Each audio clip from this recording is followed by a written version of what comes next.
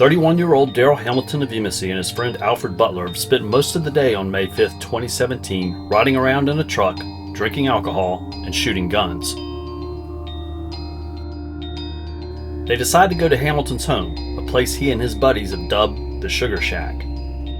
Inside, Hamilton's girlfriend is asleep, but she's awakened when she hears shots and yelling outside. She looks through a window and sees 3 men and no one else. The men eventually leave again to take Butler home. Shortly before 5 a.m., 911 dispatchers received 2 reports of a crash near the intersection of Rosemary Road and Point South Road near Yemassee, a short distance from Butler's home. One of the callers stays at the scene, where a 2004 Toyota Tundra truck has rolled into a ditch. The vehicle's engine is still running, and she sees an African-American male in the driver's seat. And there is a lot of blood. Yes, ma'am. I don't know if somebody in the car was in the car with him. So the passenger side door is open. There's a dog. But he is out. He's just laying there. He got blood all over him. At about that time, Butler's nephew passes by. He thinks he recognizes the truck as one Hamilton frequently drives. He goes to his uncle's house, which is only a short distance away, then brings him to the crash scene. Butler confirms that it is his friend's truck. He's saddened to hear that the man in the driver's seat, his friend Darrell Hamilton, has been killed not long after he last saw him. But Butler is shocked to hear this is more than just an automobile accident. Hamilton has been shot 3 times. Butler tells an officer from the South Carolina Law Enforcement Division that he and Hamilton have been partying and shooting guns with another man, Alvin Mitchell. Surveying the scene, Butler notices several things that should be there but are missing.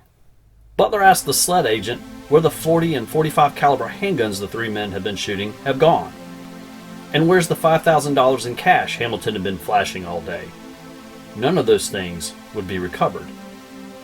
But most of all, Butler wondered, where is Mitchell? Investigators find blood inside the car, spatter on the open passenger door, blood on the street, and blood on a key found in the middle of the roadway. The key is later determined to belong to Mitchell's girlfriend. It is the couple's only key to their house, she says.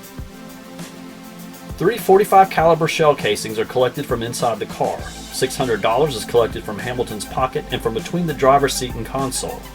And a puppy is found in the passenger side floorboard and its crate in the bed of the trunk.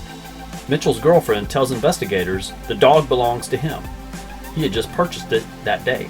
Investigators also notice a bullet hole that appears to have entered through the interior of the driver's side door, suggesting a shot fired from the passenger side, perhaps from inside the vehicle. 2 bullets are recovered from Hamilton's body during the autopsy, and another is recovered from the driver's door. 1 bullet from the victim's body and 1 from the door are determined to have been fired from the same gun. A .45 caliber shell casing recovered at the Sugar Shack matched the 3 casings from the cab of the truck. Warrants are issued for Mitchell's arrest on murder and weapons charges. Dustin Wetzel and Sean Thornton of the 14th Circuit Solicitor's Office prosecute the case. Acting on a tip, authorities go to an abandoned trailer near the crime scene because they are told Mitchell might be there. He is not, but there is fresh blood at the scene. It is swabbed, and tests later reveal it belongs to Mitchell. A few days later, Mitchell is arrested. He tells officers he was in the car with Hamilton when they were stopped. A masked man approached from the passenger side and tried to hit Mitchell in the head with a gun, he claimed, but he blocked it by raising his arm.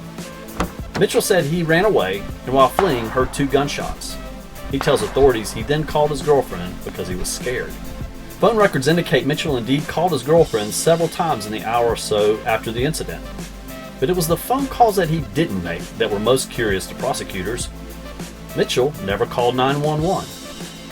And he never called Hamilton to see if he was okay.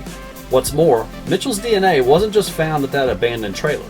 It is discovered in samples taken from the passenger door handle, from a $100 bill found in the passenger side floorboard.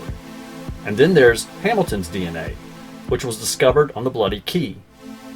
If the firing had really only started after Mitchell was running away, how did the key wind up with Hamilton's DNA on it? Mitchell is tried in Jasper County General Sessions Court. On August 1st, 2019, Mitchell, age 28, is convicted of murder and possession of a weapon during commission of a violent crime.